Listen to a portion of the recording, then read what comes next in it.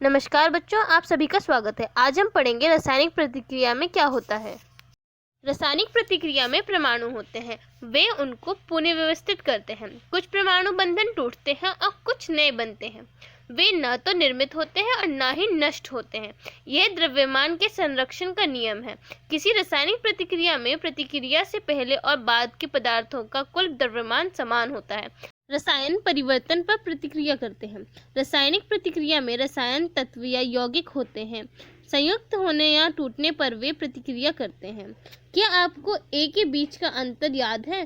चलिए हम एक रासायनिक प्रतिक्रिया की कहानी पढ़ते हैं। हाइड्रोजन के 4 परमाणु ऑक्सीजन के 2 परमाणुओं के साथ प्रतिक्रिया करते हैं। वे अभिकारक हैं। उनसे पानी के 2 परमाणु निकले हैं। जल ही उत्पाद या अंतिम परिणाम है। रासायनिक प्रतिक्रिया से पहले और बाद में तत्वों और उनके परमाणुओं की मात्रा समान रहती है। अब आप यहाँ देख सकते हैं कि अभिकारक में और उत्पाद में सारे परमाणु और तत्वों की संख्या बराबर है। अब तक जो हमने पढ़ा उसकी समीक्षा। द्रव्यमान के संरक्षण का नियम। रासायनिक प्रतिक्रिया से पहले और बाद में परमाणुओं का द्रव्यमान समान रहता है। अभिकारक और उत्पाद वे एक रासायनिक प्रतिक्रिया बनाते हैं और एक रासायनिक समीकरण में दर्शाए जाते हैं।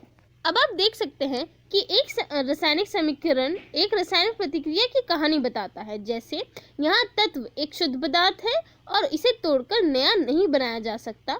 वहीं जब ये एक उत्पाद बनता है तो यौगिक शुद्ध पदार्थों का एक संयोजन है। रासायनिक प्रतिक्रिया के 4 प्रकार होते हैं। पहला, अपघटन। एक यौगिक 2 उत्पादों में टूट जाता है। संश्लेषण, 2 या 2 से अधिक पदार्थ मिलकर एक पदार्थ बनाते हैं। एकल प्रतिस्थापन, किसी यौगिक में एक तत्व के परमाणु दूसरे तत्व के परमाणुओं के साथ अदला बदली करते हैं। दोहरा प्रतिस्थापन, 2 यौगिकों के बीच धनात्मक आयनों का आदान प्रदान होता है। चलिए अब तक जो हमने सीखा है उसका परिणाम क्या निकलता है। पहला, द्रव्यमान संरक्षण का नियम समझाइए। द्रव्यमान संरक्षण का नियम कहता है कि रासायनिक प्रतिक्रिया में द्रव्यमान न तो बनता है और न ही नष्ट होता है। दूसरा प्रश्न, रासायनिक प्रतिक्रिया के भागों को पहचानिए। तो रासायनिक प्रतिक्रिया के 3 मुख्य भाग होते हैं, अभिकारक, तीर और उत्पाद। तीसरा प्रश्न, रासायनिक अभिकारकों को प्रकार के अनुसार वर्गीकृत करें। तो इस प्रश्न का उत्तर आप लोग कमेंट सेक्शन में दीजिए ताकि हमें भी पता चले कि आपको कितना समझ में आया है। आज की वीडियो पूरी देखने के लिए धन्यवाद। Please like, share and subscribe.